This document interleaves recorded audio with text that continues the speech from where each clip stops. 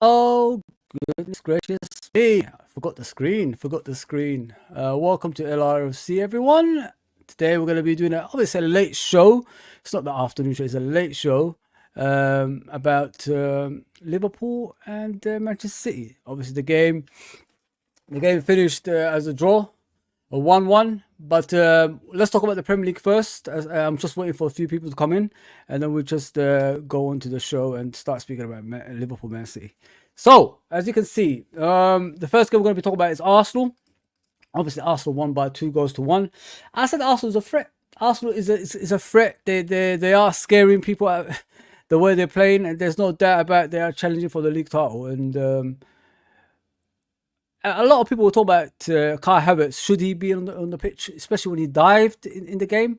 It was in front of the ref. It should have been a red card. I agree, but the decisions of this season ain't as fair as we thought it was gonna be. If you know what I mean. And there's always bad decisions along the way, and that's what's happened in this game again.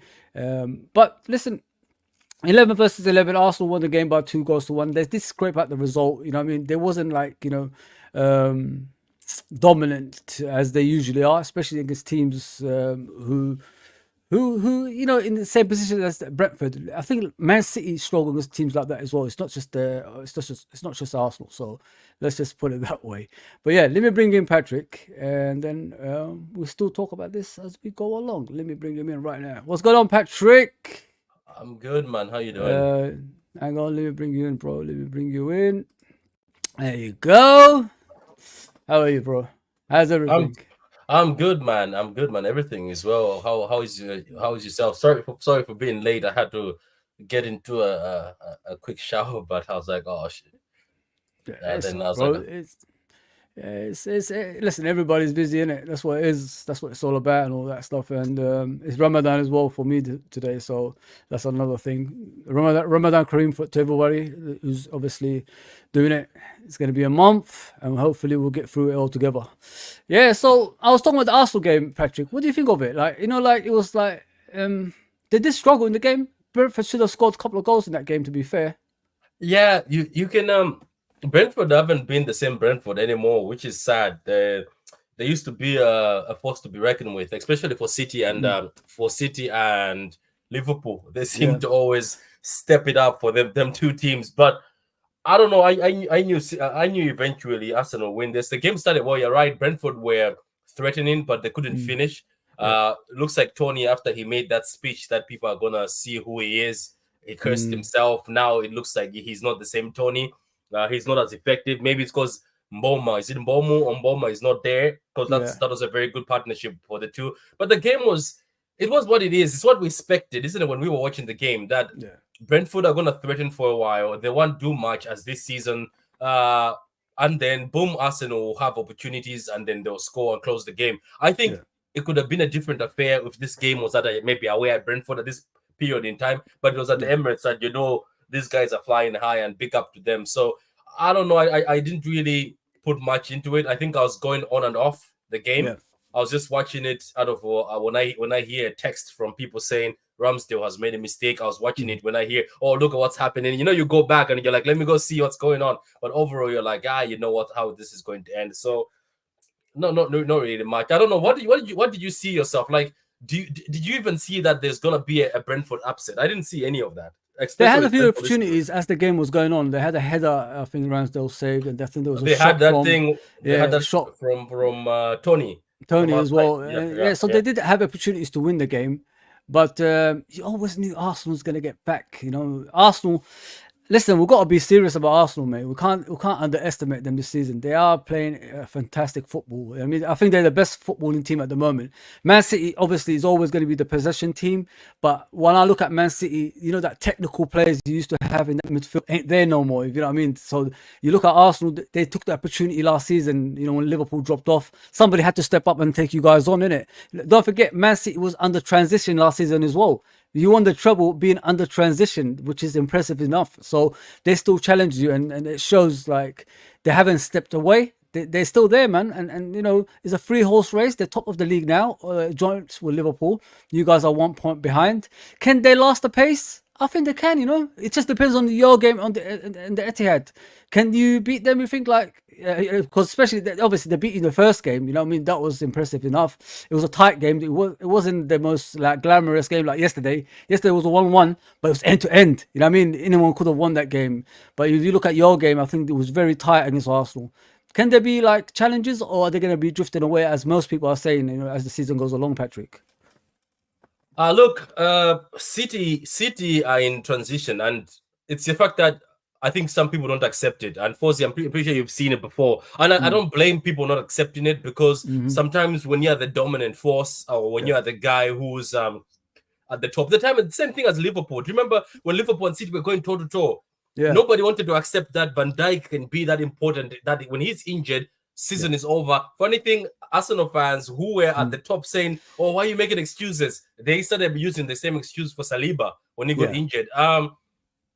Look, I think Man City, regardless the fact that they're not well, and obviously we have Gundogan, Mahrez, Laporte, who were big figures. People don't get it. As much as Laporte last season didn't play, he played when he was needed. And when he was needed, guess what? He kept the clean sheets. He came on and did the professional thing.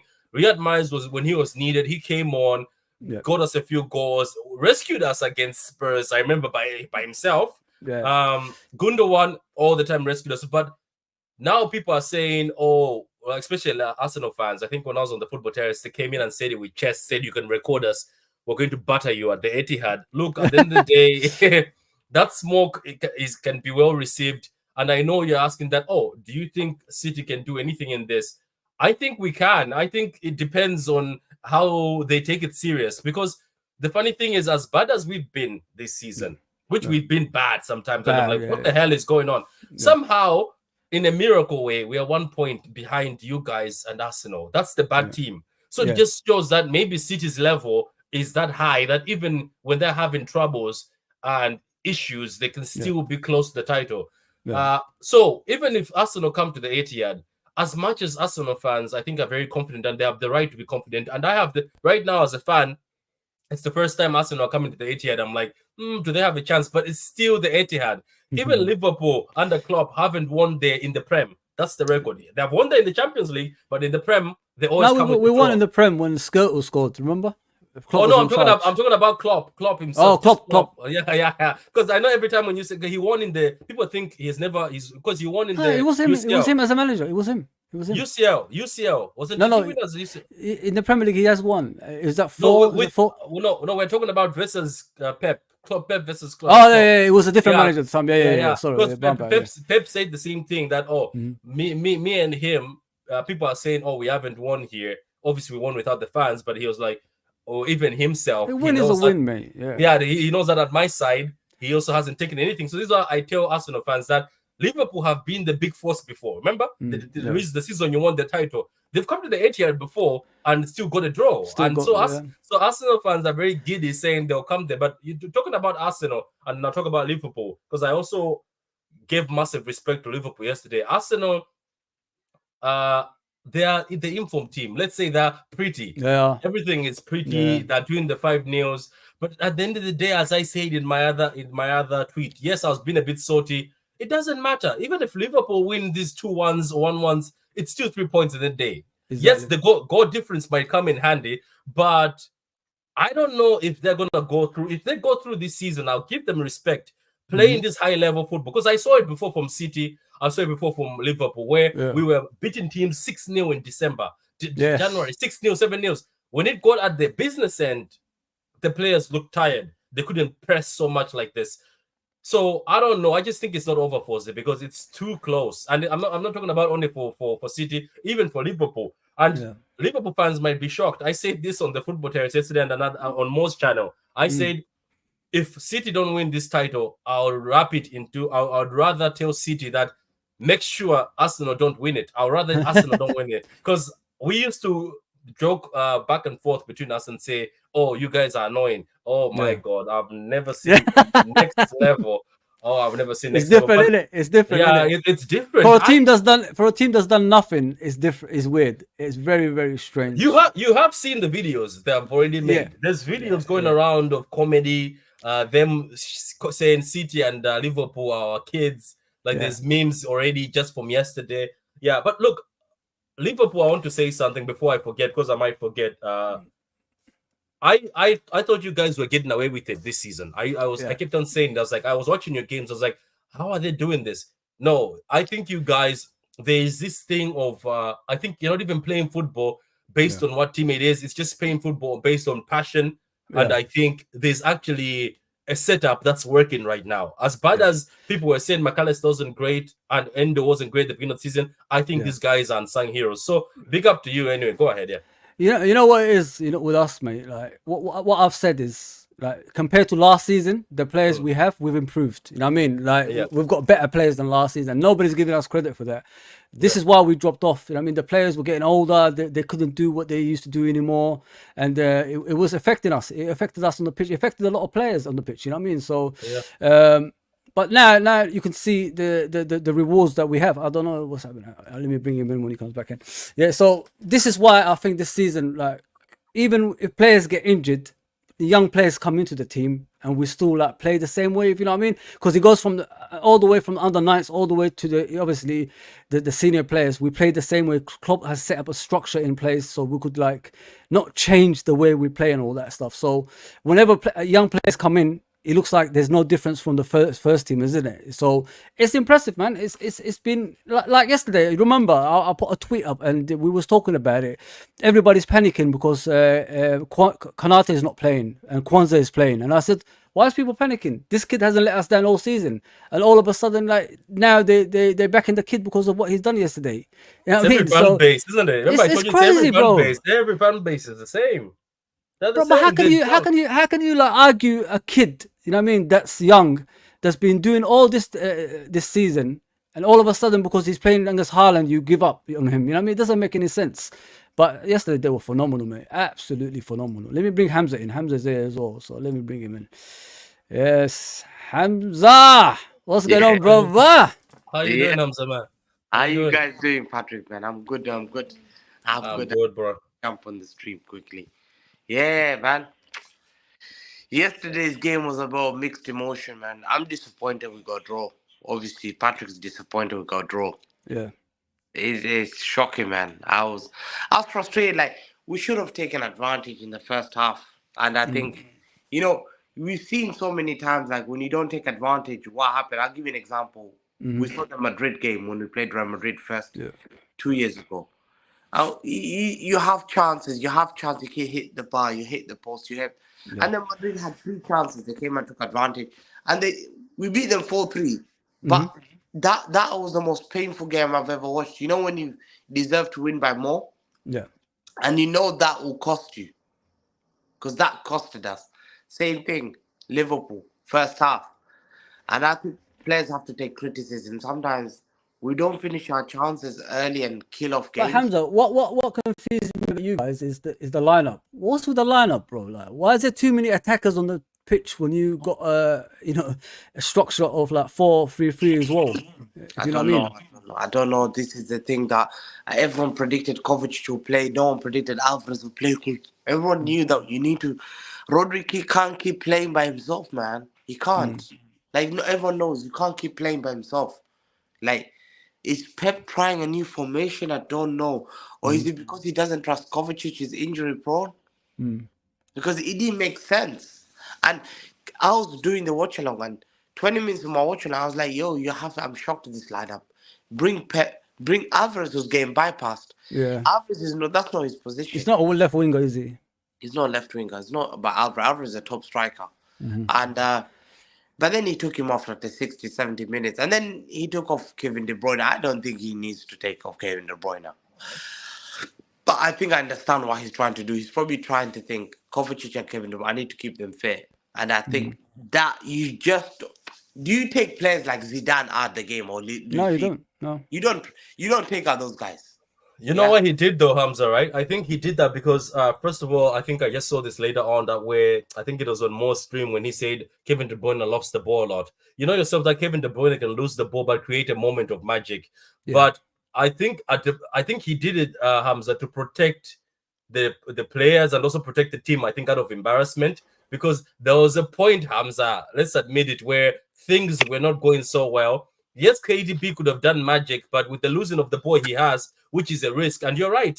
At the beginning, that's why when Yeah, Gundogan was in this, forget well, that statistics. That statistic doesn't make sense. yeah, but you get what I'm trying to say. The I'm trying to say statistic that that more says it doesn't make sense. I know, It's but not you see that. that the thing is It's not. when you have somebody like Gundogan in the team, especially when we had Gundogan, KDB could be free. And if you watch the videos of Gundogan and Rodri could go front, Rodri, they could become a double pivot. They interact like that. I think. But isn't this Patrick why you got Kovacic to do that? That's why to people complement each other.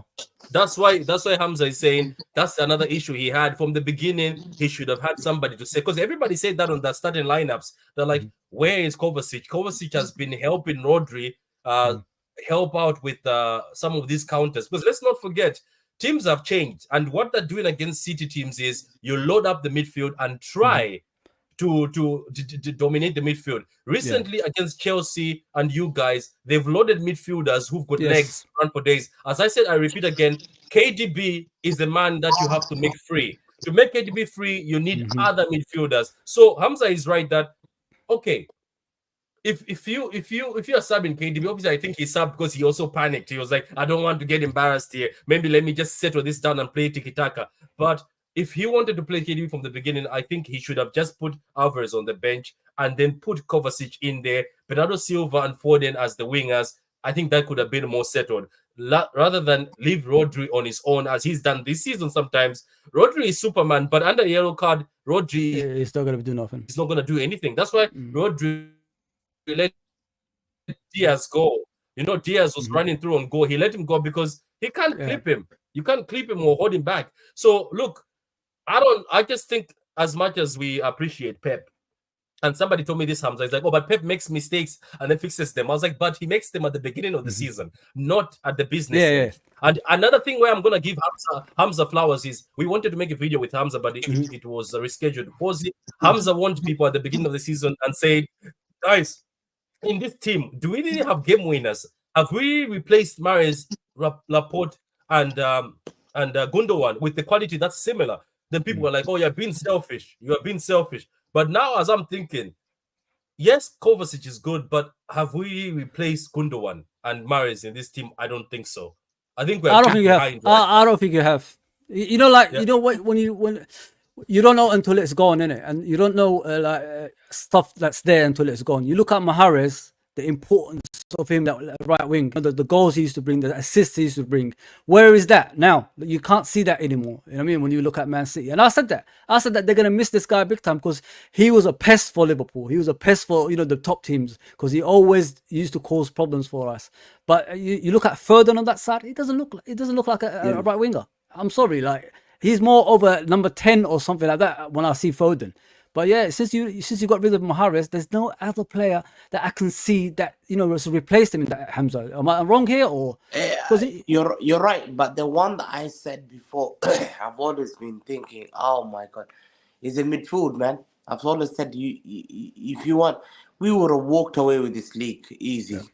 But sometimes I've always said in any other business, what do? You do risk assessment. Yeah. You look and say, okay, last season we had a thin squad. And I used to say, I said, March, April, I pray everyone comes back. Because the season before that, March, April, Stones, Walker were all missing. Yeah. Injuries. Yeah. And guess what?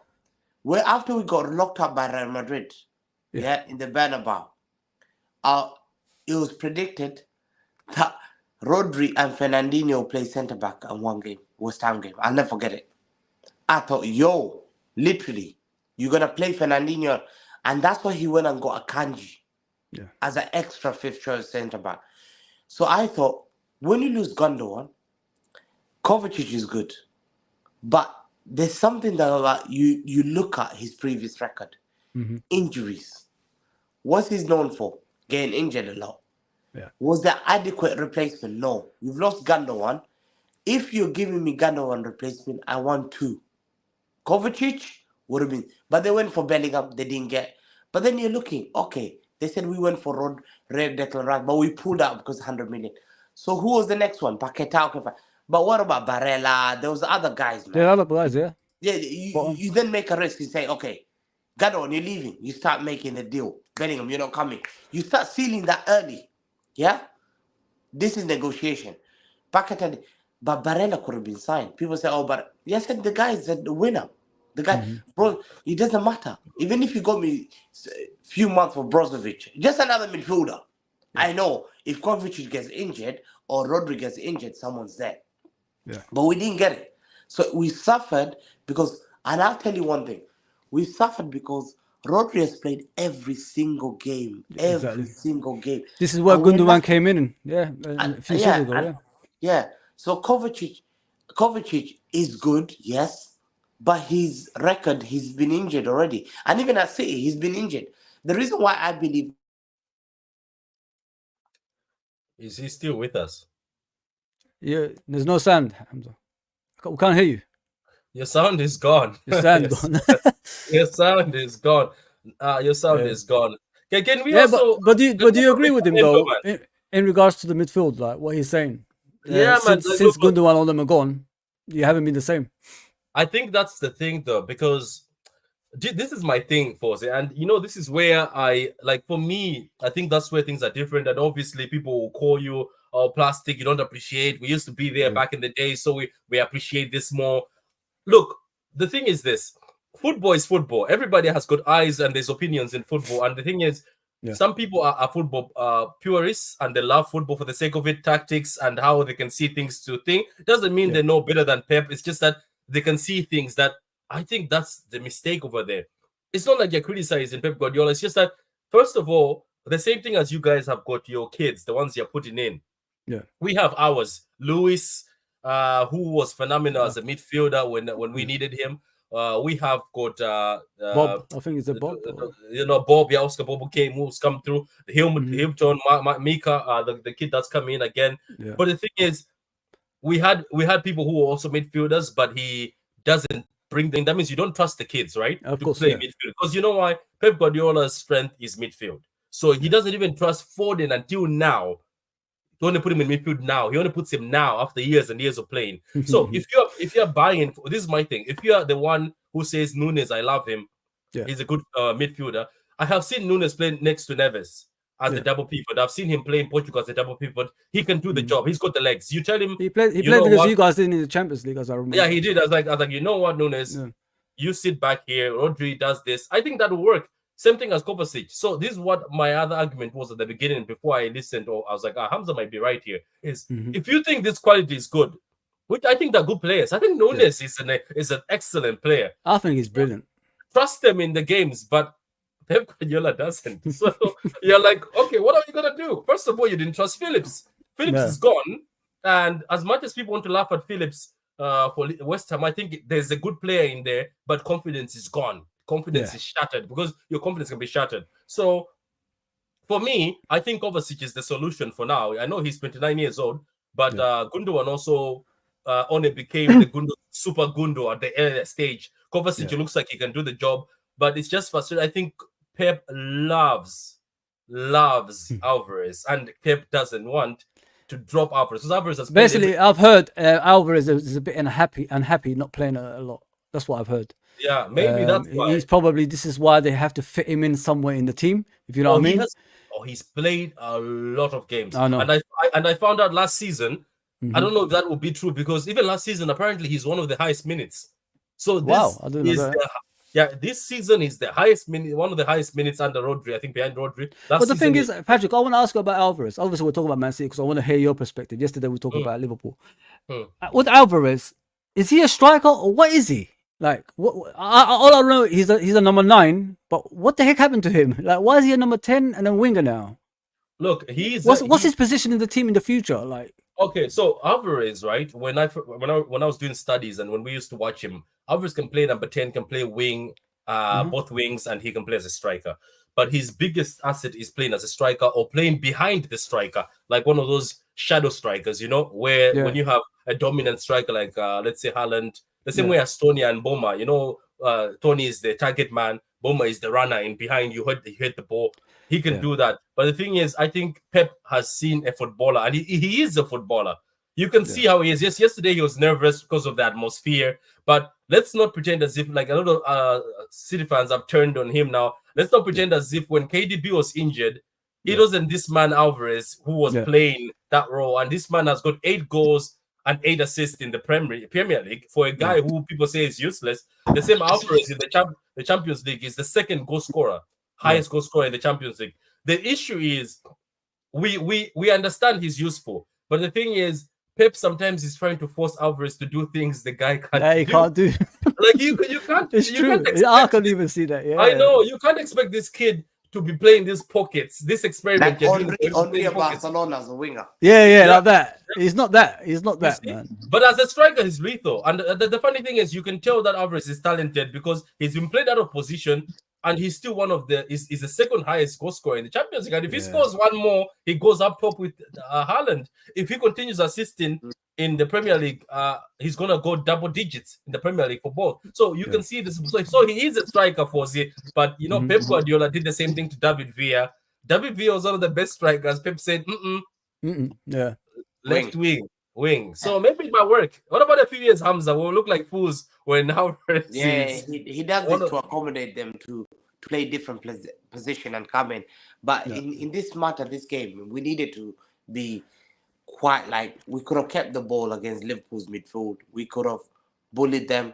We could have had Bernardo, you could have. KDB, and we could have hurt them big time. But I think I'll give him benefit of the doubt that he probably thought that Kovacic, I'm gonna rest Kovacic for a while, and I think he that probably is the reason. And KDB one, I would have kept him. There's no doubt you don't take him off. But even KDB was upset. But I think he's trying to manage KDB well. I think getting a draw there, it's a bad result according to what we had yesterday. Yesterday was an opportunity. In first half, I thought we were gonna beat them 3-0. No, you smashed us in the first half. Yeah, and I don't know what. And you know what, Patrick? One thing that I've always said, like Foden has to be criticized in this aspect, and something has to be drilled into his head. Like when you're 1-on-1, please, can you just try and set up someone else? I've seen he did that against Madrid. Remember, he did that against Madrid. He did. He did this against Madrid. You remember against Madrid? Him and the two of them, him and Riyad Mahrez. Both of them were open. All Foden, the same situation with Haaland. All Foden had to do is look up and pass it. He's not. The thing is, if that's Foden at the left side, somehow he's left-footed. He somehow finds a way to drive it. If you're a left footer, that means at the right, you can also be strong because you can curl it. I don't understand why he can't at the right side. He struggles. How old is he, Patrick? How old is he, Patrick? Is he just turned 23? Yeah, he's still young, in it, man. That is in time that will catch up, in it. No, but you know, I'll give you an example, Fawzi. You seen more. I'll tell you, Madrid played you guys. Yeah. Modric makes a run, classic run. This is why I hate Premier League players so much, because IQ has to get there. There's no IQ, mate. Bro, Modric was. Did you remember when he nicked the ball off you? He ran through on goal. What did he do? He said, Benzema, I know I can score. I'm 90%, but Benzema, you're free. There you are. Take empty net. There you are. I'm taking 2-0 home. Do you remember? This is what they do. Great players will make the right choice. And I said it before the game. I said, guys, and they said, oh, don't criticize football. I said, one thing he has to be criticized is the fact that you have to pass sometimes at the right time. You have what's important, winning the game, or trying to make something that's not going to work. Yeah. I could be 2-0 up. I could be 3-0 up. Why are you doing it? You see, and it happens every game. I'm seeing that. Yeah, it's what you said, Hamza. Is the IQ of players, isn't it? They haven't got that yet, and he's 23. In time, he will catch that up. That's why he doesn't start. This is why they probably don't start him in England as well, because he doesn't make the right choices. You know what I mean? He should be established English player now. You know that. I don't. But he's not. This is basic things. Pep doesn't need to. I know what you mean. And I'm gonna come out hard for him. You don't need to be told. That's not age thing. Yeah, that's something that should be known in football. Football is a team sport. You get results for your team, not individualistic. Not about player of the month, not player of the year, not Ballon d'Or. It's about taking results, and this is why. And for us, we have to be critical when our players do wrong. And that one, I'm criticizing for that. No, bigger. But that goes also for the same of I don't know. I was yesterday. There's one man who it reminds me of people who are ballers, and they disappoint me. These players, Luis Diaz. My God, you are. What is that? Do you know those are the players? This that is must why I sleep miss in. Mane, bro. This is why I miss I Mane. know. Mane will score those goals, Do you remember 100%. I told somebody Mane there was a scores. debate. There was a debate. I told people I Mane was like, look, punishes you, man. I know. This is what I told people. I was like, guys, there's two types of players. This is why some managers drop certain players. There's players who show off or who are great. They will dribble. They'll look beautiful, but they're not effective. Then there's effective players that they don't care about dribbling, flair, the fans, they score. Because if it's Yeah. money in that situation with You Luis know it's a Diaz, goal. game over. But my God, that through on goal, I thought that was a goal. What was he doing? And you guys heard that Edison's out for 4 weeks? Yeah, 4 weeks. Yeah. Wow. That's crazy. 3 What's to going on, 4 Uncle weeks. Albert? You good? Uncle Albert. I'm fine. Hey, I'm Can you hear good. us? I'm doing very well. Can you hear me? Yeah, we can hear you. We can hear you. But I think your Hey, internet issues, mate. Hamza the Brazilian, how you doing? Hey, Uncle Albert. Yesterday when I did a watch along, yeah, I laughed today morning. I woke up, someone clipped me. My players were sleeping. I said, "Oh my God!" Yeah, you were Oh, sitting God. in your pants. You were sitting in your Oh, pants. my Man. days. You I had said baby they nappies. sprayed water. But it's true, they do this kind of tactics. You know, they spray water on one side to make you slippery. My You guys were- were sleeping that side. I was like, "No, I'm not doing You were wearing toddlers nappies yesterday, man. Patrick, how are you? I'm good. I'm good, man. How are you doing? I'm good. I'm just we're I'm good. just here. Go and beat Arsenal in 2 weeks. That's what you need to do for Do you know what? I was on a channel and I Mhm. can't believe the chest. I was like, oh my God, have we become this bad that Arsenal fans are coming on camera saying, record us? They say we will beat you and embarrass you at your stadium. I was like, That is why you need to beat them. After what Michael Oliver did for you, you need to thank us. We'll by discuss going that to as we beat go Arsenal. along, Uncle. Don't worry. Don't worry. I said it. You know what? Let's be honest, though. Liverpool fans, you don't have to. I think you guys have to hate us because for years we've done things. Some things have happened where you're like, oh, we could have won it. Because let's not forget John Stones taking the ball from the line. Don't Like talk this, about that. That still hurts, man. like That hurts. there's just things, but also you guys also there's things that have happened with you guys when you won the title. It was also painful for us. I remember when Origi scored against Newcastle and then he scored against Everton because of what's his name, the keeper. Guys, give me a second, man. Give me a second. Yeah, Yeah, no. go on. Do you remember Posey, the keeper? What's his name? That keeper for Everton. He did Pickford. something silly. It was last minute, and then he decided to fling it. Yeah. And, no. It's been this Klopp and Guys, Pep thing has It's given crazy. us I'm gonna miss it. I'm gonna miss it, man. There's nothing like it. But guys, what do you think of the goal, the first goal? A lot of people are saying Ake done a job on McAllister. Obviously, you know, the cup final, similar thing happened twice actually with Chelsea. I remember Van Dijk, the same thing happened to him, and when Matip scored. And did Hamza? Was it a tactic, or could that be in a free kick? You know what I mean? What happened to McAllister? Be honest, though. Be honest. No, all jokes aside. Though. See, I'm shocked that you guys know about it because I've not seen that again. You haven't seen it? I've not seen that being talked about. No, not at all. Not at all. Wow. I'm shocked. That's the first time. It is Hamza. People are trying to screen it. Some YouTubers Yeah. are actually they're doing it. Because They say that McAllister got McAllister pushed off, you know, where he's supposed to be going, Hamza, in the front post. Ake done some move on him to push him away. That's why De Bruyne got that crossing and Stones scored. The first But goal. also when defending, I don't know what they call it. Is it zono? You know where zono marking where you we do zonal marking. Yeah, you have to block people. You block your runner. I just think like in football, I think if this was years ago, we don't go to these things. I think we only start zooming into we zoom into these things these days because we know there's opportunity for VAR to disallow the goal. Am I wrong? Because if you're old school football watchers, This was It was a nothing. physical This was sport. It was a physical Yeah. sport back in the day. You know what I mean? And it was normal, these things. You know what I mean? But now they're making these rules like it's non-contact, isn't it? So Yeah. I looked Oh. at that goal, and he did similar thing what Endo did to Colwell in the cup final. But he got away with it. I'm thinking to myself, what's the rules like? It's the same referees. There's the same VARs. You know what I mean? But they're not even like looking at that. Yeah. But I thought it was strange. You know what I mean, because they disallowed our goal in the cup final, but similar thing happened in this game, and they let it go, which is kind of strange for me. I was shocked with the goal. I didn't even celebrate it until I saw John Stones running. I didn't even see what happened. You know what I mean? It was just fast. It just and you're like, oh, what's going on? Yeah, I thought smart play by Kevin De Bruyne to pick up. In normal circumstances, Hamza is a smart play, but in today's rules, that's actually a foul. I'm not even joking about that. It's weird. It's weird. What do you think of the game, guys? Anyway, as a whole, did you enjoy it? Did you think like it was end to end, game of two halves? You know, like was it the right result at the end as well, Patrick? I think. Go ahead, Hamza. Go ahead. I think it was the right result. Like first half, we dominated, but it's Pep.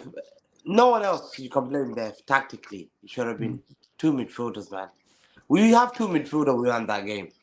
And everyone's so annoyed. Like, KDB should have stayed on the pitch. That spoiled everything. Basically made us to hang on. And, okay, Doku hit the post. Foden flicked through him, hit the post, whatever. You had chances, many chances. But we just felt that Kovacic came and the ball was more controlled. But why was this done? And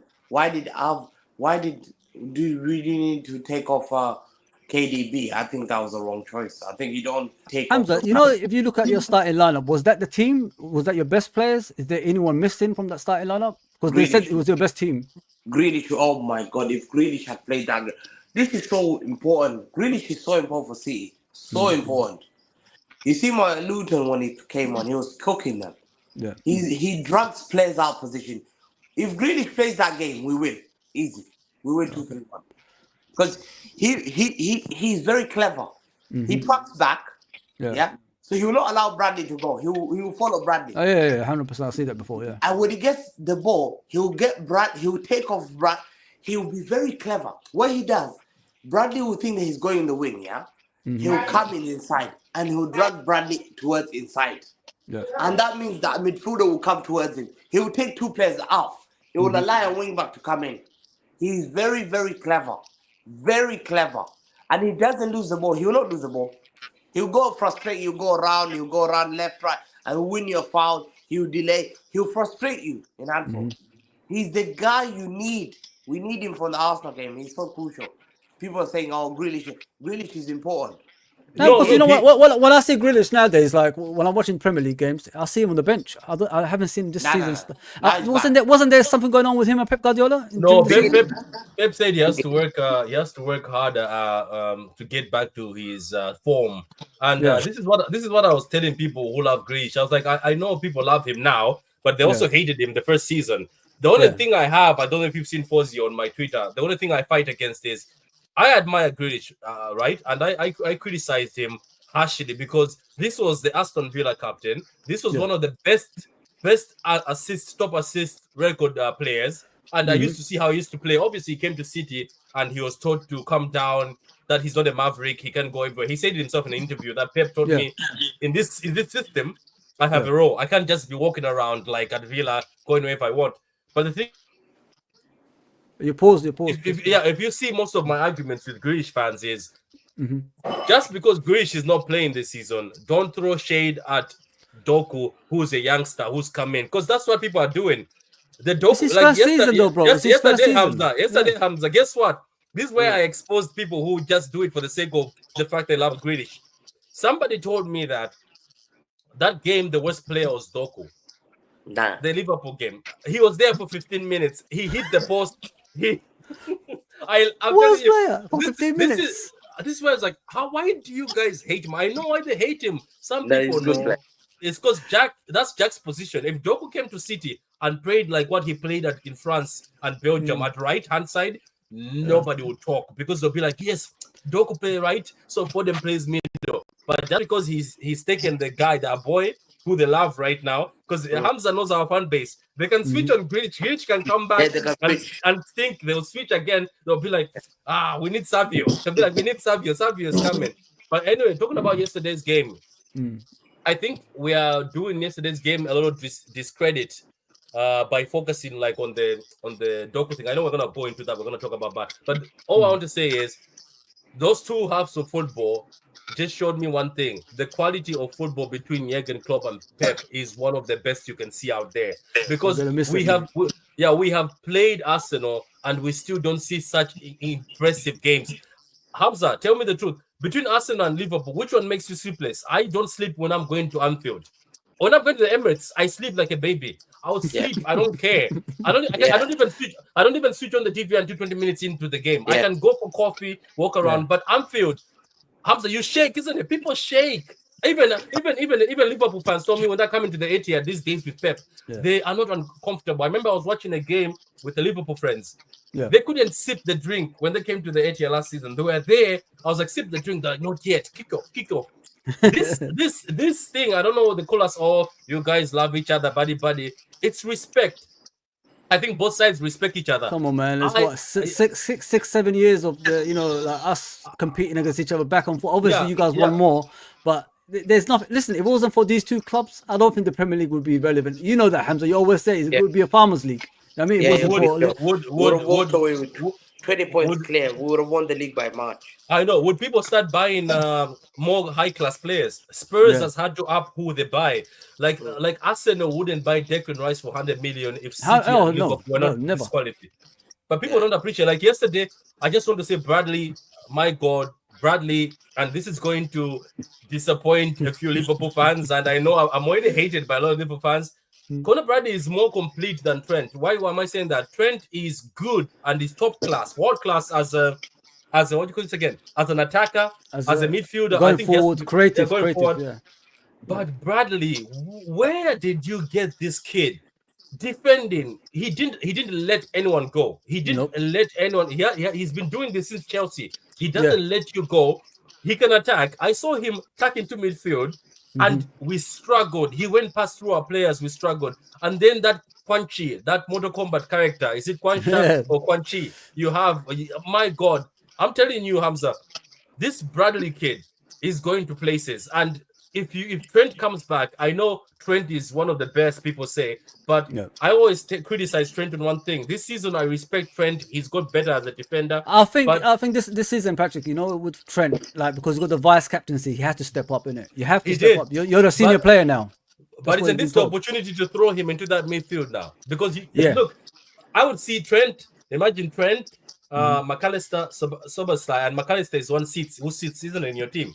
I would still see that sometimes, but Endo is just fantastic now, man. Endo is just taking over that place now. Yeah, and another thing I've always wondered: how come how good Trent is with attacking? How come he doesn't just become a winger?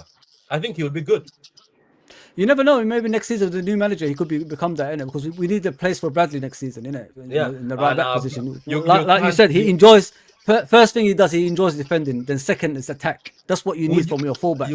Dropping him is a mistake. But when I watch you, I could be wrong, guys. I put something on Twitter today. Am I wrong in saying like you play Kyle Walker more as a centre back than a right back? Because when I watch you guys, John Stones steps into the midfield and he looks like a midfielder. Like he plays like a midfielder. But when I see Kyle Walker, he's not that marauding right back that goes up and down the wing. He stays, just as a centre back. When the ball goes over, like it's like a brainwash kind of thing your manager does to people. Like he thinks like, the centre backs come to midfield, you only got one at the back, and you step in now and again. But does Kyle Walker really play as a right back, Hamza? I don't think he does, Kyle Walker, I think, he as a right back, he had chances where he gets in the byline. Yeah. But his end product is not as great as other right backs. Because he doesn't cross the halfway line a lot. He doesn't go too far. When the ball goes over the top, he's the final one there that's chasing people as well. He's very good. He drops back when John Stones goes in midfield. Yeah. But then when he goes forward, he can invert very quickly and he's very quick. But the only thing that he misses is end product. Like other guys will get the byline and that's perfect. They'll cross. he had a chance that he could just cross a little bit. It was too early for KDB twice. Yeah. And there's another one he did do the right ball. So he's like Danny Alves quicker, Yeah. but he doesn't have the Danny Alves product. Yeah, that's what I was thinking. When I watch Kyle Walker, I don't see him as a marauding right back like James, like Trent, or anything like that. He always covers the centre backs whenever the ball goes over. I think that's something your manager works good at because he brainwashes people thinking he's a marauding right back, but he's not. But Hamza, you know, when I looked at the goal, should Edison stayed on the pitch, brother? When the penalty happened, McAllister won that one. Because I think the way that Darwin Núñez kicked off, he kicked it towards away from goal. If he goes around it like the ball is going straight or something, and he's the last man, but that makes it harder. I think the ball was played and someone was following a kind Darwin Núñez. And the fact that he kicked it away from goal, that makes it, that's when it's difficult. That's not a red card. Okay. Yeah, I'll take your word for it because I thought it was a red. I thought it should be a straight red. You know, I mean, the way he put him down. I mean, but some people say he went for the ball, and that's the reason he got sent off. The last man that been a red, but I think there's someone behind it. There's someone close to it. Yeah, I think there's an echo coming from your side. Is it? Yeah, something is not right there. Andrew says another show. Yes, another show. Janet says I'm still angry about yesterday. We all are, Janet. We're all gutted about the City game. Big up from John Conway as always. Abdul says hi Fawzi, assalamu alaikum. How are you? Ramadan Kareem. Free Palestine. Love all Muslims, brothers and sisters around the world that are fasting in this holy month. Many thanks. You never walk alone. Listen, we're all doing it. That's obviously what we do for our religion as well. So yeah, big up, man, big up. Yeah, Hamza. In regards to this incident, let me show you, bro. Like, we have to talk about it. Obviously, it's not a long show, but from your opinion, what was it, bro? Because a lot of people, you know, deny it. They're saying it wasn't. But when you look at that, be honest, bro. Would you say that's a penalty or not? I think the echoes from Patrick. Yeah. He left it on. He's off. Hang on. I think it's ankle. Yeah, go on. I think it was Uncle Albert. Yeah, go on. Yeah. So the thing is, I think he's a lucky boy, very lucky boy. Hamza, if that happened against you, what would you say? I understand your frustration, but I looked at it again, and I saw. But do you know McAllister touched the ball first? Do you know that? Yeah, is it? Nobody knows that, but McAllister did touch the ball first. But the fact that he got the ball is what it makes him escape. If that did not touch him, he's getting that's a penalty. It's different to remember Edison and Mane. Yeah. When Mane raised the foot and it went straight to his chest. Yeah? That was a dirty play. But if he had got that ball, piece of the ball, then he would have said, and I think that's why. And he didn't look like a dirty one. He wasn't like a proper stamp. He just kicked and you can see there's a little touch. But McAllister went down very quick. But you can see many players didn't appeal. Even your players didn't appeal. I don't think anyone saw it. That's why it was like congested. Were there. There's someone on the left. No one appealed. And you know what? This is the other thing. When you watch this clip, obviously when you post things and they look like this, when you watch this clip, like I don't want to defend it because look, I think. But Patrick, if this was against you, what would you say? That's what I asked him. What would you say? If this was against you. Look, that's the thing, for that's why I said I don't want to defend it or say anything because I want to say what I saw and I'll see what people can judge. Is that everybody will cry. We will all cry, especially in a title race like this. If this was the beginning of the season, nobody's saying how you doing, bro. There's a saying in Africa: "Charging birds, no nets," meaning us no talk a lot but nothing. That is a good saying. I have a lot of African saying. Look, if you look at this, I think the reason why most into is, I think if McAllister chested the ball, he chests it because I think the other thing where I was looking at the video is Doku is only looking at the ball and he hits the ball, but McAllister, look, a big up to McAllister. I'll do the same thing.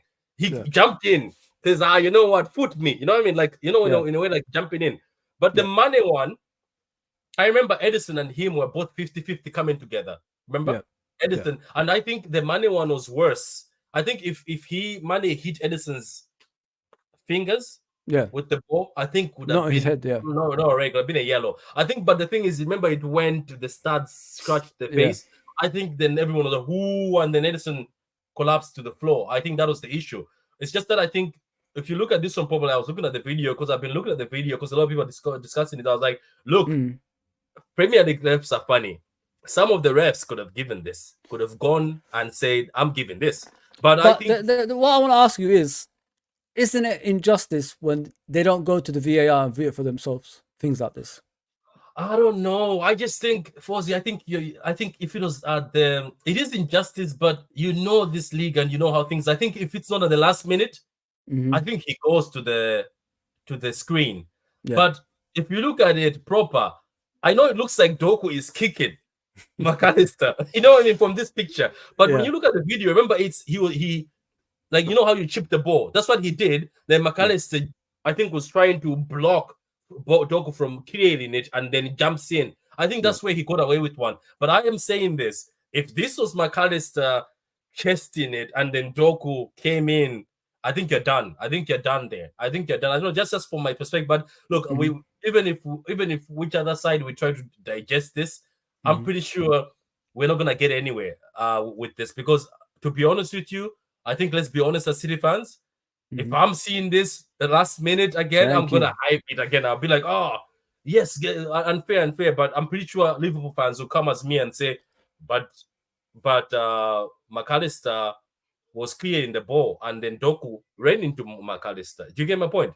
So I don't know. It's a hard one to mention. It's just that I think, as people say, if refs say, I will look at this all the time on video, but he made his choice. Apparently, once he makes a choice on the pitch, it's done. I don't know how far he was. How far was he from What this? do you mean? It was just, you see what further it is? Just around there on the side of it. Where was he? So he was standing there. Yeah, he was standing there.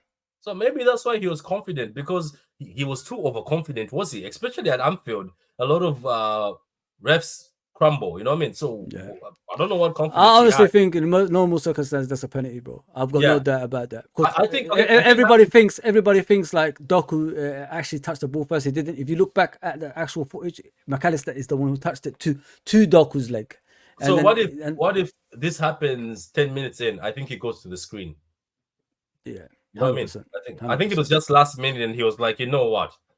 But look, it is what it is. We've seen all these already with Michael Oliver. Do you remember when Trent did the handball and Oliver was like, "Oh no, but I saw Bernardo do this." You know what I mean? He brought it all the way back. He's an interesting guy. Overall, I still give him as one of the best refs we have. As much as people give him stick, I think he's more level-headed than some, because some are not great in this league. No, you know what it is. You know what it is, Patrick. What you need to look at in the Premier League, I've said it a lot of times, this season especially. What they want is a 3-horse race. That's what they want. By any means necessary. Did you get what I'm saying? What I mean by any means necessary. Your man said it openly. Remember, he said the Premier League thing when we won it. He said we can't allow this, and then he said we can't allow these two to always be the ones. Remember, the Premier League president, you're not supposed to say that. He said in an interview, and I was like, is he allowed to say we can't allow this? Because that's like saying we can do something to make sure. Because let's be honest, I don't want to. Let me give you. Like I said to the guys, a certain team, the added minutes have been. Yes, we know, and you know, there's a guy who dived the other day that didn't get another yellow card and scored the winning goal. You know what I mean? So, but what I'm trying to say to you is, bro, like, you know, if you look at the Premier League, there's a reason. If you look at European football, Champions League, let me give you an example of Champions League. You've been watching Champions League since its formation. I don't know, like since you guys have been on it. How many bad decisions do you see in that one? Explain that to me. Do you remember any bad decisions?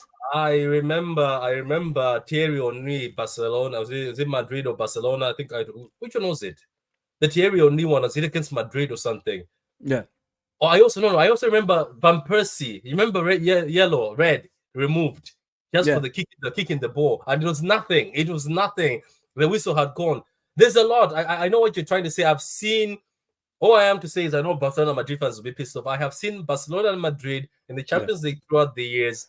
Things put that Barcelona and Madrid have to make sure they reach the finals. I've seen small teams go at the neck of Barcelona and Madrid, and you're like, oh my God. Madrid is struggling. Mm. Just a small touch, pen. You're Yeah. like, what? I don't know. You've seen that before, haven't you? Yeah, I know. You're probably talking about your game, innit? That's what you're talking. No. I'm not talking about that game. That Yeah. game, no. I'm talking about back in the days when their power was at the top, when Barcelona and Madrid's power was at the top. Yeah. There was moments where small teams could embarrass them and put them out of the league, but they're putting them in the the knockout stages. Yeah, And who wants Barcelona and Madrid to be knocked out in the knockout stages? Nobody. They want the viewership. I would see decisions that were so dodgy, but they used to make these explanations that you're like, but we're not stupid. Come on, we are not stupid. That wasn't the pen. But I get what you mean. I know what they want. You don't really the reason I said that, Patrick, in regards to that is because the Premier League is losing its credibility. If you know what I mean, it's not the Premier League that we grew up to love or anything like that. It looks like every week we're talking about referees. Haven't you guys noticed that? Every week it's not about the games; it's about the referees. You know what I mean, Uncle Albert, we can't hear you, mate. I think can't hear you. Uncle Albert, we can't hear you. Yeah, and you know what makes me laugh is the way they apologize, and you're like, because when you apologize, you're wrong. You get it? If you apologize, wrong, and then they think by taking the ref and putting him as a VAR or throwing him into the championship, we forget it. I just think when these decisions happen, they are huge. They can make somebody get relegated to the relegated, or you lose a title. Yeah. Do you remember the Aston Villa one where they said, "Oh, the goal line was switched off"? Yeah, I remember that. I remember the Arsenal Liverpool. Can you hear me now? Yeah, we can hear you now. We can hear you. Okay, so I was saying that the Premier League is in danger of being destroyed by the referees and their decisions. If they are not careful, in a few years to come, it will go the same way as the Spanish League has gone, where a lack of credibility is going to destroy the carefully carved marketing project that the Premier League is. Because as far as I am concerned, the Premier League is one of the best marketed products of all time. It ranks apart with Coca-Cola and Pepsi and all those genius marketing products for which people can't, as it were, live without. Yeah. The problem that they are having right now is that you have a Freemasonry called the PGMOL who think that they have the order of whatever they want to do. They do whatever, get away with it. And yesterday what happened with what Michael Oliver and Stuart Atwell did was tragic for football. I don't want to keep going on. He disappeared. But I understand what he's saying, Patrick. Uncle Albert, you disappeared again, mate. I understand where he's coming from in regards to the Premier League, the way it's losing its credibility. Like I said to you, mate, they want the reason they're having these issues is because obviously every week we're speaking about the referees, and secondly now the people are losing interest. That's what they don't want. So what they're trying to do is make it a 3-horse race. So it will be at the end of the season it'll be like a movie, a Hollywood movie, 3-horse race, and then one became champion out of nowhere. That's what they're doing, mate. That, Patrick. I don't need to explain that to you. I know, and you know what's making me laugh is they saw the drama and the amazement of AFCON by adding 15 minutes. All of a sudden, the Prem has decided here is 20, 15, 11 minutes. Yeah. Just because you saw AFCON was adding this refs in AFCON. Let me know. I don't want to be bad. Sorry, guys. Sorry for the go ahead. Sorry for the interruptions. It's people calling me, disturbing my peace of mind. Oh, they are. No, it's all good. It's all good. So I was saying that the PGMOL is like a Freemasonry. It's a lodge PGMOL, right? They do what they want, get away with it because there are no repercussions. Yeah, no.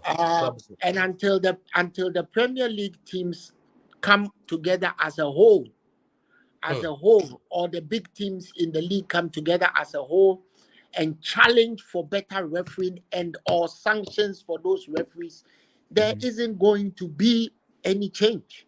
Yeah. Right?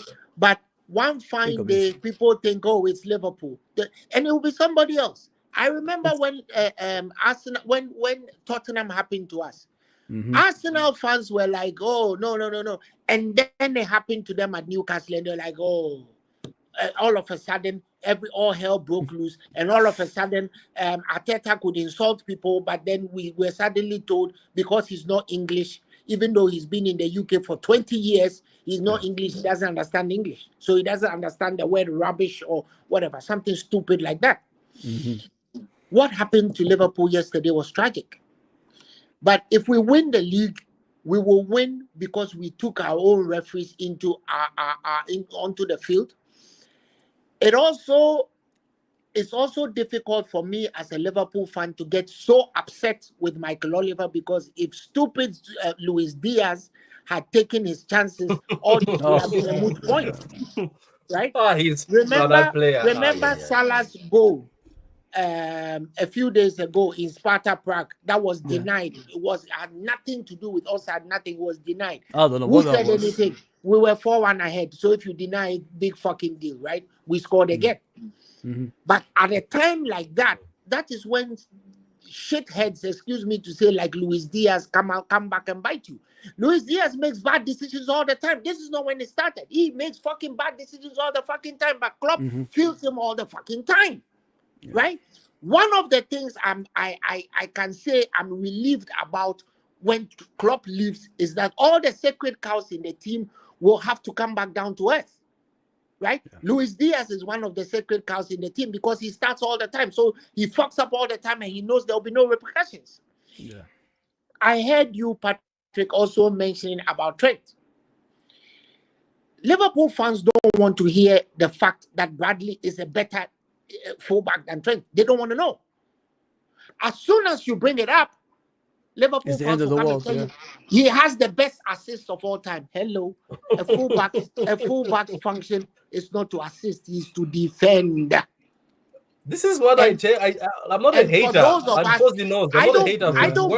I don't pull any punches because I travel 5,000 miles to come and watch the games.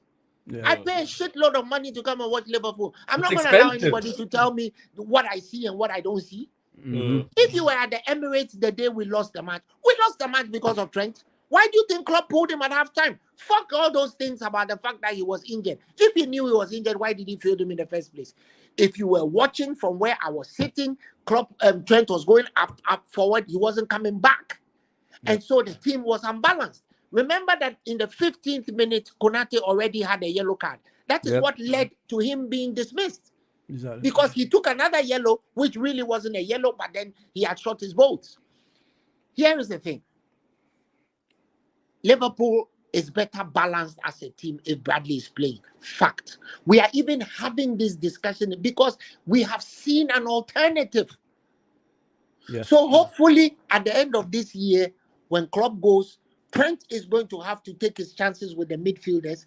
If he's better than Szoboszlai, fine. If he's better than Endo, great. If he's better than Mark 10, fine. But he's going to have to take his chops with those midfielders and earn his place because nobody's going to play him as a fullback. Unless, of course, the new manager decides to play 3-back and play him wide right in the role which Jeremy Frimpong plays, then great. He doesn't have to come back to defend. Somebody will always be there. But that's the thing. When we play, Uncle, you know it. You know with our fan base, it's just all about sentimentality. There's nothing about winning anymore in this club. I got to be real, Patrick. Winning has disappeared from this club. You know that, Uncle.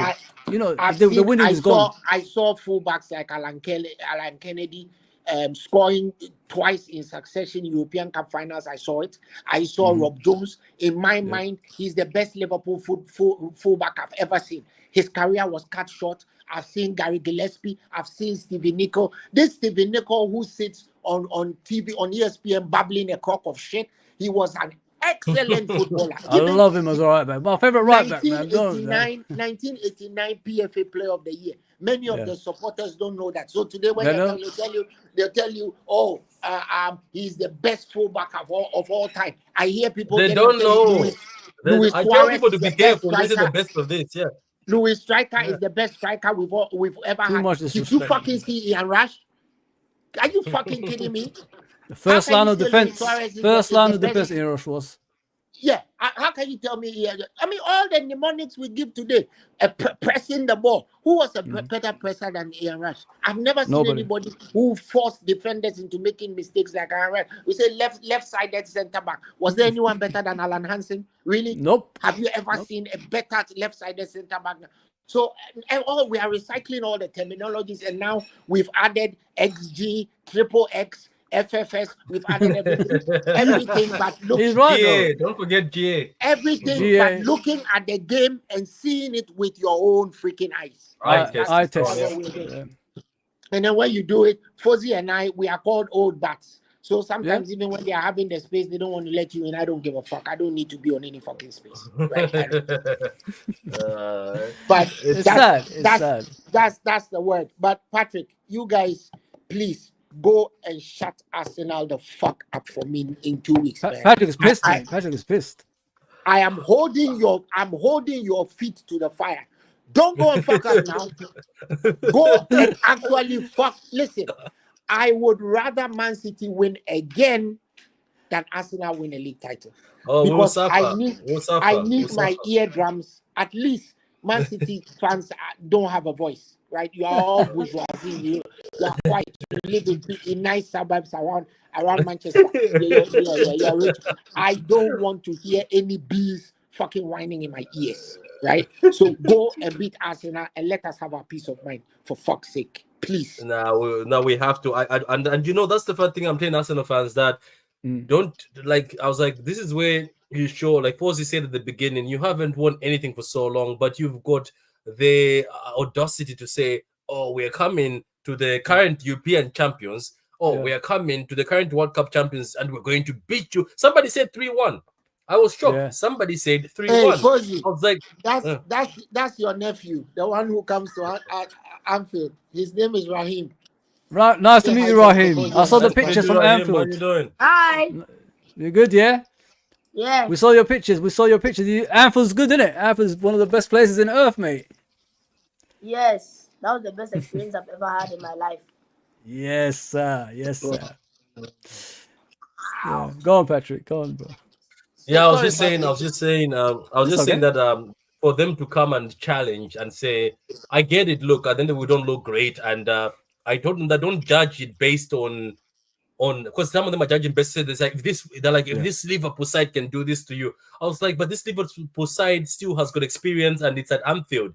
Don't judge it. You're coming to the Etihad. I was like, how many times have you spoken chest when coming to the Etihad? You've told us that you're going to beat us. Let's not forget about the biggest Arsenal fan channel. They made a speech outside the Etihad saying, let's come together and beat Man City. And we watched you for one. So look, I think it will be a good game, but let's just talk about this Pep and Jurgen Klopp era. I think people took this for granted, and I think as we've discussed, these two have brought quality. And even as bad as Pep Guardiola is insulted by people, I have seen about the money and all that stuff. Yeah. Yeah, one man who respects him is Klopp, because Klopp has said this man has made me better. Pep has said this man has made me a better manager, and they're not lying. And let's be honest, if Pep never walked into this league, I think people are still. I'm not trying to blow Pep's horn and say, "Oh, well, I'm saying if he never walked into this league, Fossey, are we gonna care about 90 points or cry over draws?" No, we didn't care before Pep. I didn't care if my team drew. Fossey, if my team drew, I was like, "Yes, a draw. Thank God, a draw." Now this man has made a draw a loss. People cry over draws now. Pep and Klopp have made draws a defeat. And they've made sure you don't drop points. You know what is, Patrick? You know what is, Patrick? You know, they don't get the credit. They keep talking about the Fergie and Wenger era. I don't remember the Fergie and Wenger era having European Cups or anything like that, like these two have. It's every competition, mate. In every competition, they want to win. And there's nothing has ever been like that in the Premier League, ever in the history of the Premier League. That's why I said, like, when the Klopp leaves at the end of the season, it's going to be a sad day in the Premier League, mate. Because there's no characters like these two in the Premier League. You know what I mean? It's competitive. They want to win. You know what I mean? They keep coming back season after season, and it's nothing like it. There's nothing like it. If it wasn't for these two, this league would be a farmers' league. I said that to Hamza earlier. It'll be a farmers' league. Nobody would be interested. I'm being serious. You'll be about 20 points clear, like Hamza said. I know. Let's not also forget that before these two, a team like Leicester won the league. And people were laughing at the Prem. Remember, they were laughing at the Prem. Yes, the Leicester situation was a beautiful story, but the Prem was being laughed at. They're like, you let a relegation side come and beat all of you. And do you remember all the teams gave up that time? Yeah. Liverpool gave up. City also were like, you know what I mean? We came fourth or something, and we scraped fourth. We scraped fourth or third. We scraped it. I think we scraped fourth, I think so, with Pellegrini. And football's not exciting. I was like, you know what I mean? When you're watching, you just, you know what I mean? There was no intensity. It meant nothing. I was like, if we are lucky, we are lucky. Yeah. If we are lucky to win the title, we'll get there. There was nobody going like this. Or the YouTube was not even banging that time. There was no that bang. And that's the funny thing is, people keep saying, "Oh, this is," but these two people are even the ones who are responsible for these YouTube channels to start banging hard, because there is now talks where people, it's intense. It's intense now. It's more intense. Football is intense. And as I said, because you've been on panels, people laugh at you when you draw. A draw is like, I've got a group chat where I have my friends. When you draw, they laugh at you. You're like, are you laughing at me for the team just drew? They laugh at a draw now. So as much as people have broken it down, net spent to this, people are going to have to sit down and still remember that the football we saw was incredible. I remember when we drew 2-2 or something. That was one of the best games I've seen in my life. Even yesterday's game was one of the best games. It was 2-2. Yeah, but that one, I remember, I don't know if you remember it. It was end to end. Yeah. Both teams, it was so much high quality. Even I remember Gaine was saying, "Oh my God, what are we witnessing here?" He said, "What are we witnessing here?" Yeah. And it was the prime city where those money you guys had from Mino and we for Fabinho, Van Dijk and them, and we had our team together, Gundogan and all these guys. They were just going at each other. I remember it was end to end 2-2, and when that game was done, I remember Klopp and Pep looked at each other, smiled and hugged each other. What is going on here? Yeah, and they were like, "Oh," and they also talking. They were like, "Oh," and all of them went like, you know what I mean, like that, and that's what I keep telling people. I don't know if you feel the same. I feel like those teams. I remember. Let me just remember the season. Those teams could have slapped these recent ones, because those teams those were dangerous. Those two, man, they're clinical. Those chances yesterday would have been a goal if those players were still there. Yeah, I mean that's the difference. That's why I said I miss Mane, like in those situations. It's an end of an era, man, and it's gonna be sad when Klopp leaves at the end. Hopefully, the next manager will have. Do you think it's good that it ended in a draw? Because I think it could have been bad for one to. I think it could have been bad. I get what you mean, that all of us wanted the 3 points, but I think it would have been bad for one to say goodbye with the defeat. I think. In a romantic way, you're like, I know what you mean. It's good to hear. Especially with the two teams. You know what I'm saying? Yeah, our uncle was just discussing the end of an era with Klopp and Pep Guardiola. How do you feel about it? Obviously, well, I'm not. You see, to be honest with you, I'm not too bothered about the result insofar as we didn't lose.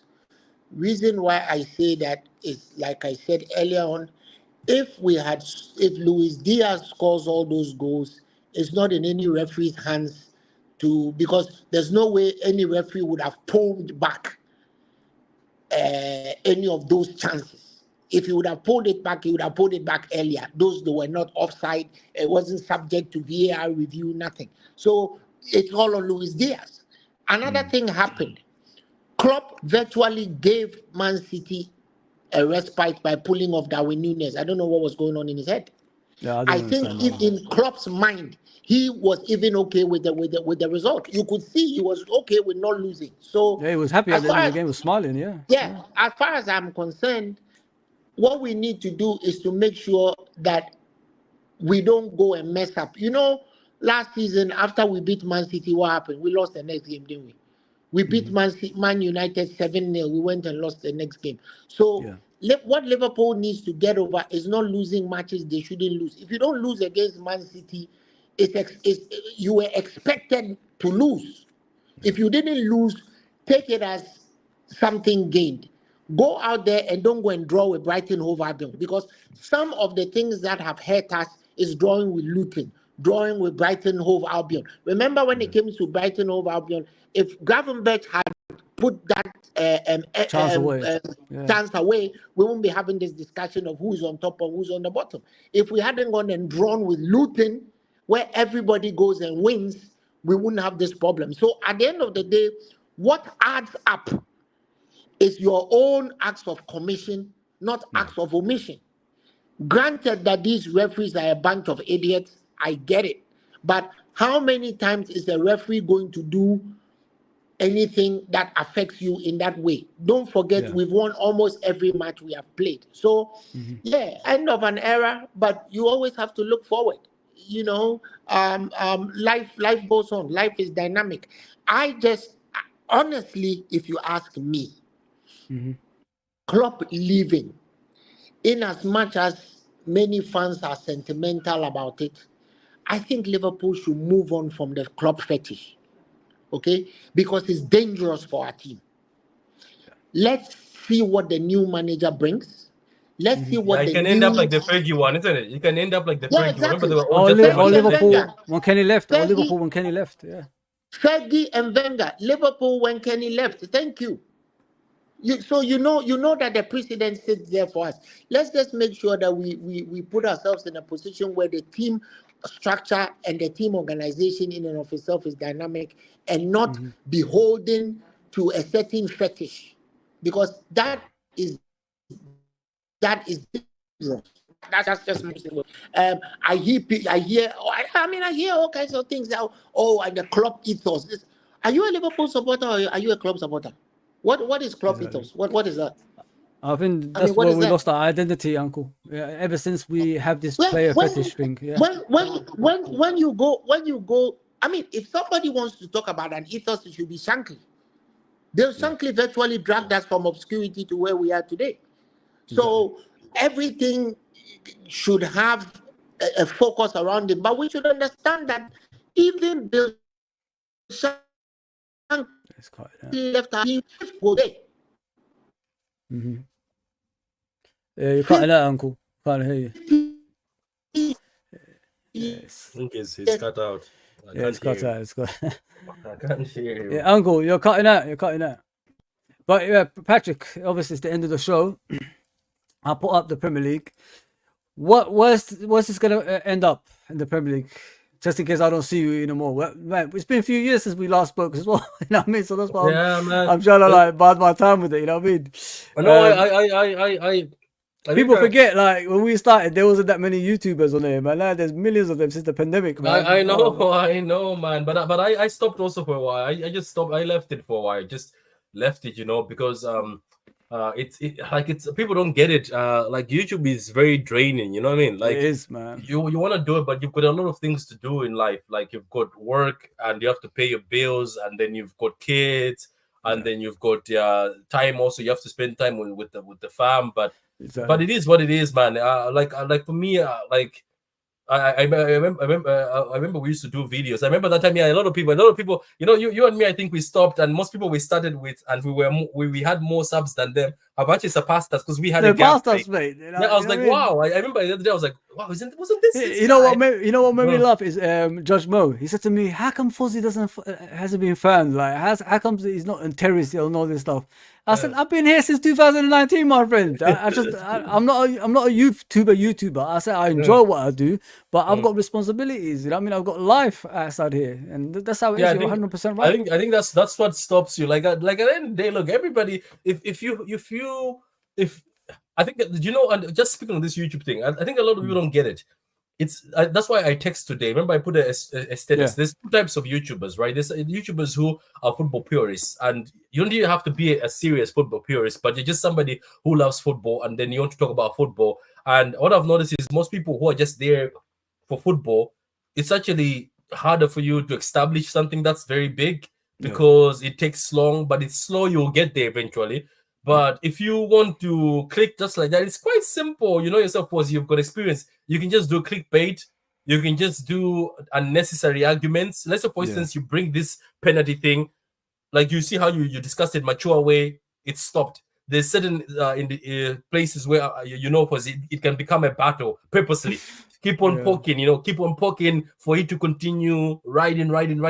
But people don't get that this thing is either you go that path of I just want to cause havoc, clickbait, and you go high. You can go high as much as you want, but as I said on my set, that it gets boring because if you started this as somebody who wants to talk about football, you're like, is this football anymore, or are we coming here just to Have a try personal attacks and all that personal stuff, attacks yeah. and embarrass each other? So I respect people like yourselves who are still down to earth and you still come in and give people the content of football, because that's what it is. Patrick, Football. like if they want something dramatic and all that stuff, going off topic and all that stuff, it's not me, it's not you. You know, what I mean, we're not that type of people. We want to talk about what we see on the pitch, what we enjoy on the pitch. That's what I'm all about. I tell people that in the beginning. If you're looking for someone that's gonna be, over dramatic and making up stuff, and then I've got receipts and all this stuff, I'm not that man. I never was. Like we used to have a group of us. People don't even know it, actually. There was a group of us with me and Patrick, and there was a lot of us. We was doing another channel called UFT back in the day. Oh yeah, I remember UFT. Yeah, man. We was doing things like that. You never sent me that mic. I'm still waiting for that mic. Anyway, yeah, that's what I'm saying. That it's all about football, and I think that's the difference. I think that's why now I understand why. Like I know there's podcasts, and obviously I wanted to go that route, but podcasts you have to get interviews, and it's not easy for somebody who you're not famous to start getting interviews with people. So so it's hard for you to be a podcaster in football because people don't want to see. I'm not gonna just interview Jack and Gio. I have to go get Rio Ferdinand. I have to go get these legends of football. I'm not gonna do that. So pay them money and all that stuff. Yeah, big up to you. And people don't even know that. People think that as soon as you get on YouTube, you're loaded, and YouTube is paying you. They don't understand that. Some YouTubers are just doing this just to bring information out there. They love what they're doing. And if they go to the other channel, they'll see where the roots are for this channel are from. Even we were all just about football. Yeah.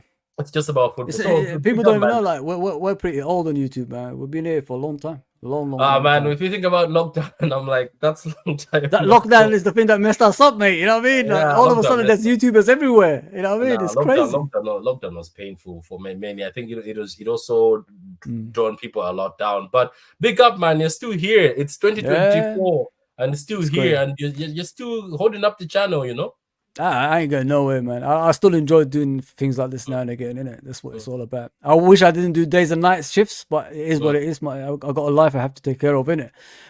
Before we go, Patrick, what do you think of the league? Like, how's it going to finish? I know you're a Man City fan, but if you was neutral, how do you think it's going to finish, brother? Let's do that thing where, okay, let me look at this. Let me zoom in. So, where people say, oh, if so-and-so wins all their games.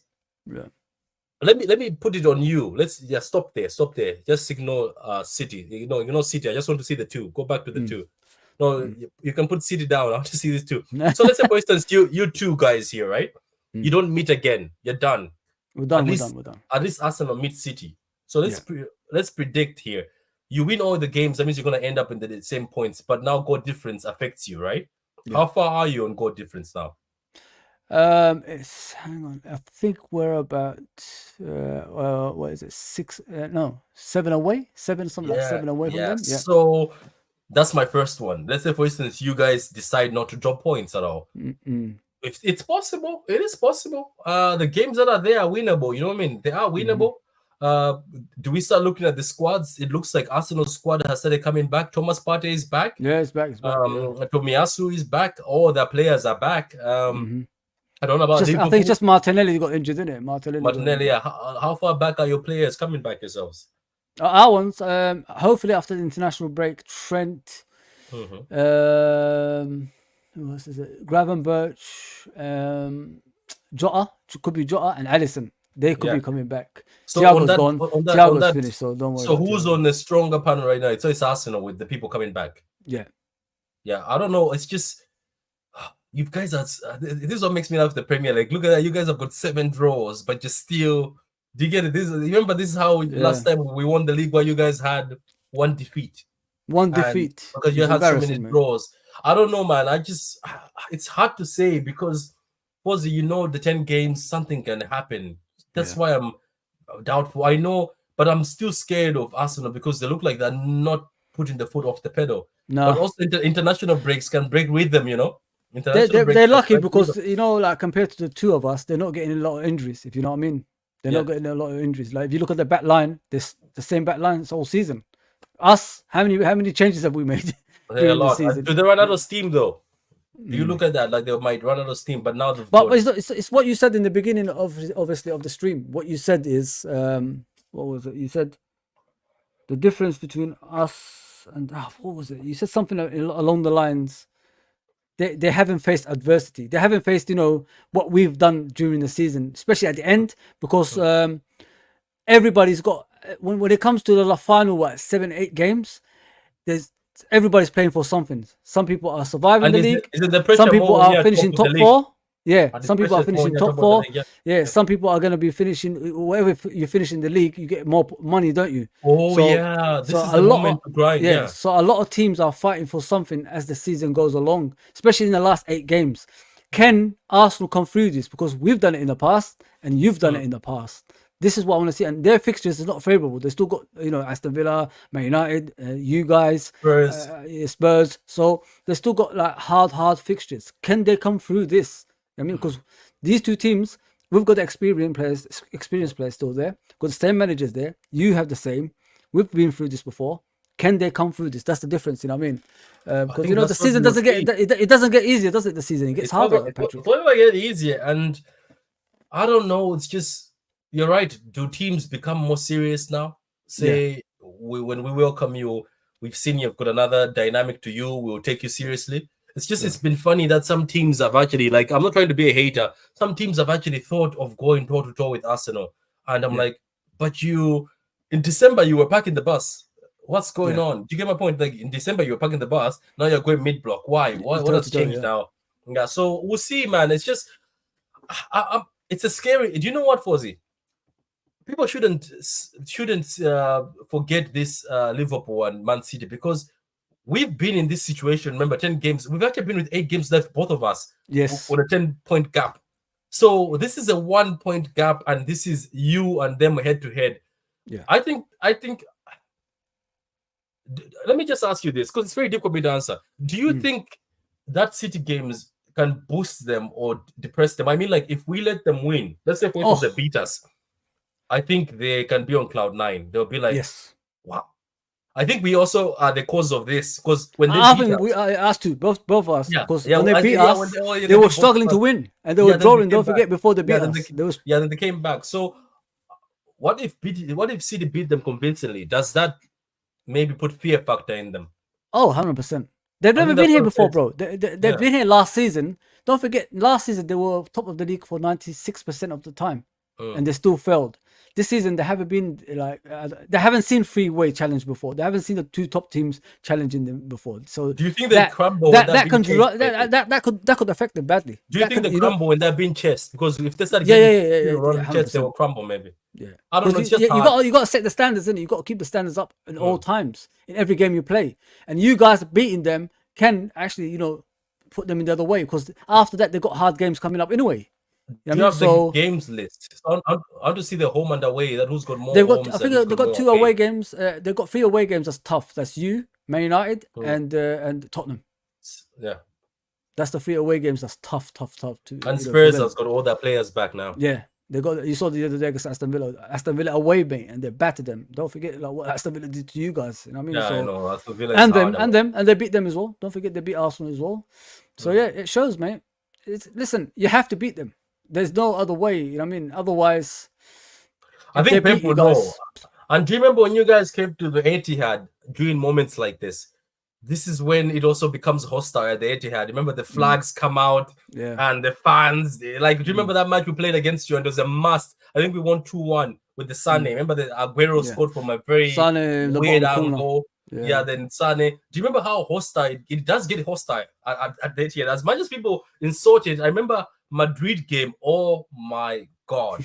I remember there was a wave. I think Madrid players were like, wow. Remember there was a wave every time, those wave like, woo, and you're like, I think that's what also got them. So it depends what Pep says also, because when Pep demands it, say, let's make this hostile, the fans make it hostile. And right now, I think the fans are pride. They're tired of listening to Arsenal. Yeah. I'm pretty sure before the Arsenal game, you see the same thing that happens when That's Madrid what I said. came, That's what I said to yeah. them last season. Patrick, you made a great point. That's what I said to them last season. I said last season, if you didn't like rile up rival fans, you probably would have won the league. You don't do that. You don't do. You just be respectful and just go about with your business. You know what I mean? Last season, they pissed off Liverpool fans. They pissed off City fans. And look at those games how they turned out. Yeah, those. Do you remember it was after the Robbie speech, Xhaka and Trent. Yeah. But remember, it was after that Robbie speech from FTV saying we need to do this, and then City fans looked at that, and this, you know, when they say right into each other, make sure there's flags, make sure there's this, yes, and Arsenal crumbled because of that too. So Arsenal fans have to be careful. This thing saying we can go to City and do this, because I said I've seen Madrid crumble there. One of the greatest teams that ever existed. Football. Yeah, Madrid couldn't play football. Like, look at us here. The other day, we couldn't play football. If you piss off fans, sometimes you can't play football. And when the fans start, like remember, they're just being booed. I remember the same way you were booing us yesterday. Madrid was booed the whole time from the first minute to the 90th minute, and they were just making mistakes. So so I don't know. We'll see. And you know, I'm happy that they're coming to the Etihad. I think if we're coming to the Emirates, I think this would be that was a problem. Yeah, that would have been a problem. 100%. So let's say, for instance, City beat Arsenal, right? So Arsenal will stay on 64 points. Yeah. So City will be on 66, and then let's say you win now. Yeah. So you get back to the top also. Yeah, 1 point. 1 point again. Yeah, 1 point. Yeah, again. Yeah. Let's paint that scenario. From that scenario, what do you see? I still see. I don't know who to pick. It's tough, mate. I think if you beat them, I honestly think if you beat them, my humble opinion, they will drop to Arsenal after that. I think the confidence will, you know, like if you haven't been here before, you don't know. The thing that, to me, the difference between the three teams is us two have been there before, and we still got similar players still there. Them, they haven't got a lot of experienced players. So and when thinking you about last season, So when what happened to them last season, and then you hit them with that win when you beat them, how can they come back from this? What experience do they have around the squad that could rise them up again, like pick them up again? That's what I'm trying to say to you. They don't have that because they've never experienced it before. You say Jorginho, but Jorginho, he's not I mean, come on, man.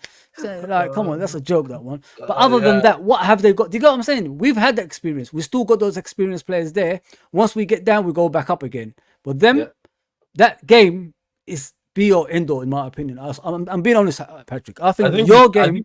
I think that game twist is the one that twists everything. That game, I think even Liverpool fans should be supporting City, because I think City might actually be that wasn't even giving you the title. Because I think if Arsenal beat City, the confidence they will have, because I can just imagine it's the same as me. I said it yesterday that if we go to Anfield and beat Liverpool, I think the players will look at each other and say, it's time. Okay, it's time to roll. Because if they come and just beat us, I think at the Etihad, I think we should just wrap it and say, there you go. Because they'll be like, oh, we beat in the head. Because when they beat you guys, you're right. You also boosted them to come back. So we'll winning 4-0 and 5-0 and, you know, and 6-0. I think it's like, come on, Liverpool. And then you see back just get a draw at least. At least get a draw. I know we didn't have a lot of players, but do something. That game was just from minute one. I noticed it was a starting lineup we had. I said Gravenberch and Jones and McAllister. I said that's not going to win that midfield. You know it. It's that midfield battle, Patrick. If you don't win that midfield battle, you're struggling. You're done. You're done. You have to win that. Like yesterday, you guys, the time you was done is because when you was losing the midfield battle in the second half. Yeah, that's why you broke Kovacic. Yeah, that's why you broke Kovacic in the end. Yeah. But Patrick, are you okay? Because I know you was going through some stuff, man. Is everything okay with you now? No, I'm going to start treatment soon, chemo treatment. But I'm meeting the chemo doctor tomorrow. So I have an appointment. So it's going to be busy months. They told me that I'm going to be very busy the rest of the year. So I'll when I start the treatments, I'm pretty sure people are going to see less of me. But I'll be trying, to see less of me just to recover. But it is what it is. So I did obviously the surgery. But after the surgery, you do go through chemo treatment. So that's what they suggested. So it's going to be, and they say it's going to be very aggressive chemo treatment. So they say buckle up. Yeah. So that's basically it. Yeah. Patrick, you know we're here anytime you need us, innit, man? So Nah, yeah, nah, I'm thank only a you, phone man. call away, brother, man. Yeah, I know no, it's been thank a while, innit? It's been a while. I mean, I never thought I would do this again, you know what I'm saying? But Hmm. you know what I mean? But it's been great today, honestly. Thanks Uncle for coming Rhodes, how on. you doing? Uncle Rhodes, how you doing? Uncle Big up. Rods, big up Uncle Rods. Please go and Yeah. subscribe to Uncle Rods. We've got about 129 all around the social medias watching us. Where can they find you, Patrick, brother? No, they can find me on the True City Fan channel, and these days I've started doing a show called The Rival Zone. So it's no longer just about City. I'm also doing programs same as yourself, where you bring people from other channels. You know, I've started bringing a lot of people. So The Rival Zone. All I do is I bring the top six, or if somebody even who's not in the top six, I find them, because YouTubers are difficult to contact, believe it or not. They're very, everybody knows, It's they're not very like it used difficult to to be contact. anymore, yeah? Yeah, no, not easy. As lockdown was easy because people were free, but you can find me on the True City Fan channel, man. And if you want some content, I'm always there. That show obviously will feed people who are Liverpool fans, because I have a few Liverpool friends. Obviously, Fozzy is due to come back on the channel. I'm pretty sure he will when he's free. 100%. Yeah, the big up, yeah. Anyway, thank you very much, and I appreciate it, man. And guys, if there's 100 of you in here, I'm pretty sure when I'm done with this, we have to see 100 likes. You know, liking a video is not that difficult. Just give Fozzy those 100 likes. I'm pretty sure that's what he wants, and appreciate. Thank you very much. From what I've seen of you, I think you're on the road to 3,000 subscribers now, aren't you? Yeah, but I'm just you can see his channel right there on the screen there. Yeah, but I'm a con artist. It's actually 2,290. I keep saying let's go to 3K, just trying to get you, but don't hesitate, bro. Somebody tell me that if you aim high, you get high. But it is what it is. We could have been at 3K by now, though. If we stuck together, if we still doing what we was doing. It was great content back in the day. It was fun. It was fun, bro. I missed that. I really missed that. Yeah, yes, people, as you can see, obviously you guys are watching from all social medias, which is Instagram, Twitter, X now, Twitch, Facebook, and all that stuff.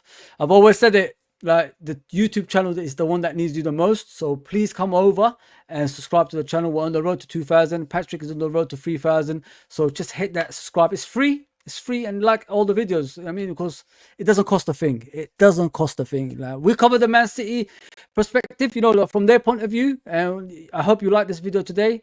Yesterday we covered the Liverpool side of things. So I will be back hopefully for the preview show against Sparta Prague on Wednesday, I believe. So yeah, so I'll see you soon. Take care, everybody. Wait, Patrick, I'm not going to go anywhere yet. So wait.